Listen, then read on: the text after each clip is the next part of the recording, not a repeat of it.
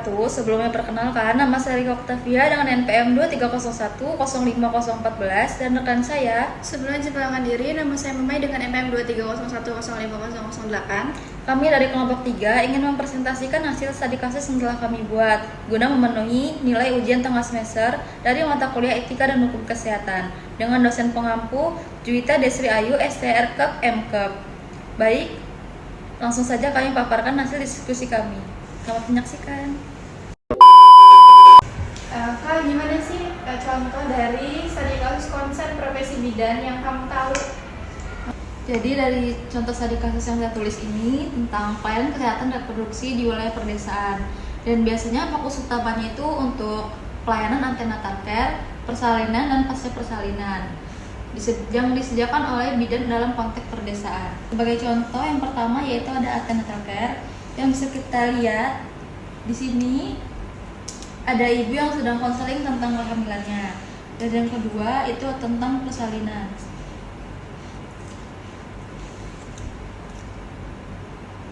Di mana bidan biasanya membantu ibu untuk melahirkan secara normal baik sesar. Tapi biasanya kalau sesar itu kan kita dirujuk ya ke rumah sakit. Terus yang selanjutnya itu ada pasca persalinan,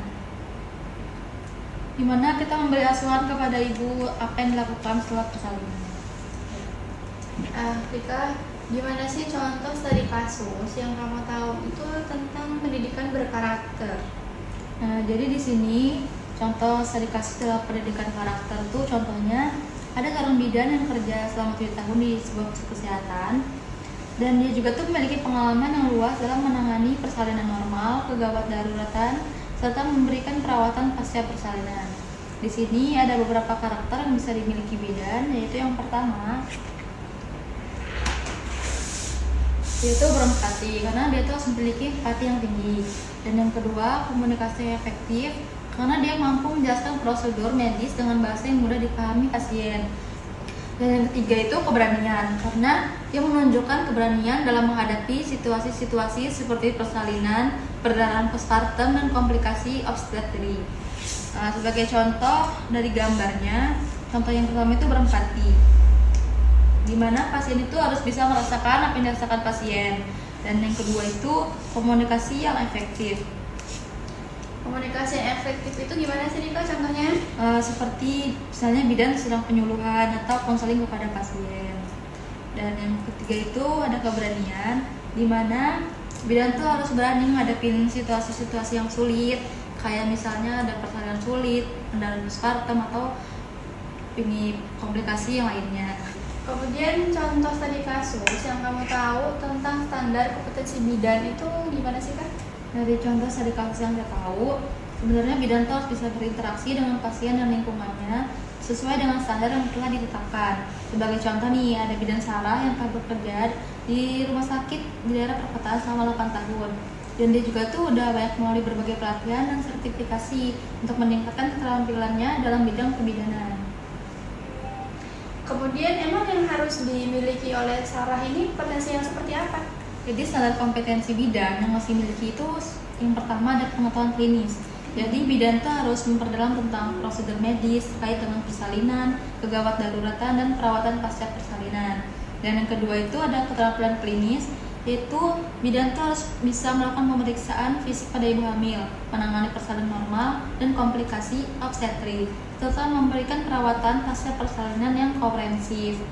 Lalu ada juga yang komunikasi. Jadi bidan tuh harus bisa menjelaskan prosedur medis itu dengan bahasa yang mudah dipahami dan mendengarkan dengan sabar serta merespon kekhawatiran atau pertanyaan mereka.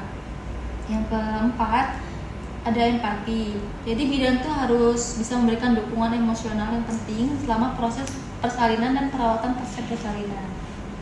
Jadi sebagai contoh, di sini tuh ada seorang bidan yang memberikan penyuluhan.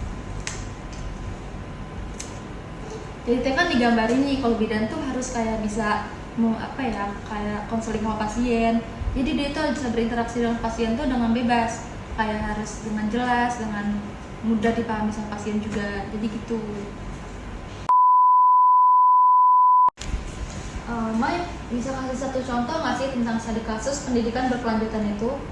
Jadi aku punya salah satu contoh nih, di India kan banyak tuh desa terpencil yang menghadapi tantangan akses pendidikan berkualitas karena keterbatasan instruktur fisik dan sumber daya guru.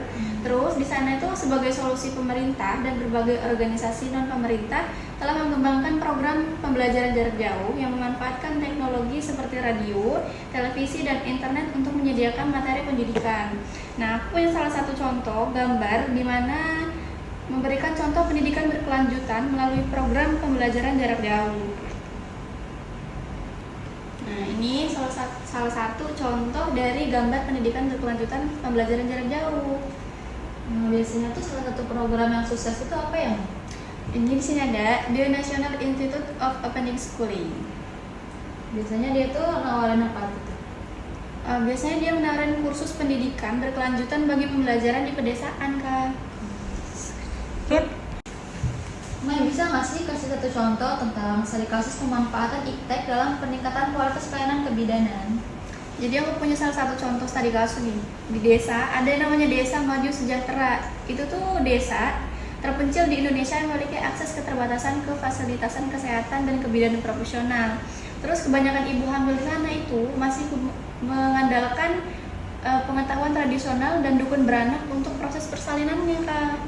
Nah, Mai, iptek apa sih yang bisa dikembangin di desa terpencil itu? jadi di sini ada salah satu contoh, namanya telemedicine, di mana pemerintah setempat itu bekerja sama dengan sebuah startup teknologi kesehatan untuk mengimplementasikan program telemedicine, di mana menggunakan tablet dan konektivitas internet yang disediakan oleh program ini. Biasanya bidan di desa itu dapat mengkonsultasikan secara real time dengan dokter spesialis kebidanan di kota terdekat. Gitu, Wak. Kemudian sini aku punya salah satu contoh nih, desa terpencil yang memiliki akses keterbatasan fasilitas kesehatan. Jadi contohnya itu kayak ini, ya. Nah, ini salah satu desa terpencil yang memiliki akses keterbatasan fasilitas gitu, Kak. Terus yang kedua itu ada kemajuan iptek. Kemajuan iptek itu untuk akses teknologi fasilitas di desa terpencil. Nah, ini aku punya salah satu gambar juga. Ini itu adalah kemajuan iptek di desa terpencil tersebut. Mai, ada nggak sih contoh studi kasus nih kolaborasi dalam pelayanan kebidanan itu? Ya, kesini punya salah satu contoh nih. Seorang remaja datang ke PMB dengan umur 14 tahun dengan keluhan belum pernah mengalami haid, hasil anamnesi sakit di daerah perut setiap bulan. Kemudian dia periksa, hasil pemeriksaannya ini tekanan darahnya 110/70 mmHg, kemudian nadinya 86 kali per menit, pernapasannya 20 kali per menit, suhunya 36,5 derajat Celcius, tinggi badannya itu 145 cm dengan berat badan 50 kg. Kemudian pemasaran payudara, palpasi abdomen tidak ditemukan massa. Kemudian infeksi vulva dan vagina, tampak lubang vagina dengan himen kebiruan, kemudian menonjolkan keluar. Nah, di bidan ini kolaborasi tuh dengan dokter SPOG. Kemudian penanganan himen imperforatnya membutuhkan pemeriksaan. Kemudian lanjutan seperti USG abdomen dan seluruh diagnosis ditegakkan, maka diperlukan tindakan pembedahan. Kemudian tindakan ini termasuk ke dalam kewenangan bidan, sehingga harus dilakukan kolaborasi dengan dokter SPOG. Nah, di sini aku punya satu gambar tentang bidan ini kolaborasi dengan dokter SPOG untuk penanganan si remaja 14 tahun itu, Kak. Nah, ini salah satu contohnya. Gitu. Mai, bisa kasih satu contoh tentang studi kasus tentang manajemen bersifat individual nggak sih? Nah, aku punya salah satu contoh studi kasus di mana studi kasus ini berfokus pada seorang manajer di sebuah perusahaan teknologi yang menghadapi tantangan dan pengelolaan timnya. Kemudian tindakan Pak Budi ini memutuskan untuk mengadopsi gaya kepemimpinan transformasional, di mana ia lebih banyak memberikan inspirasi dan motivasi kepada timnya, mendorong inovasi dan menyesuaikan gaya kepemimpinannya untuk memenuhi kebutuhan individu anggota timnya. Kemudian hasil dari Pak Budi ini, setelah beberapa bulan terjadi peningkatan signifikasi dalam kinerja tim, kemudian peningkatan produktivitas, lebih banyak inovasi dan penurunan tingkat turnover karyawan.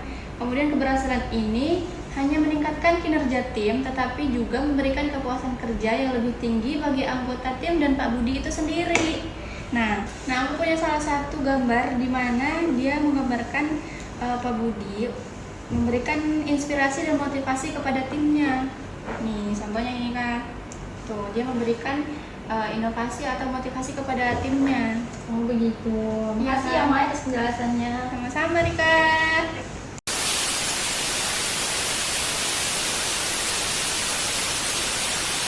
Baik, itu adalah hasil presentasi tentang studi kasus yang kami buat. Mohon maaf apabila ada kekurangan dan salah kata yang kami tidak sengaja.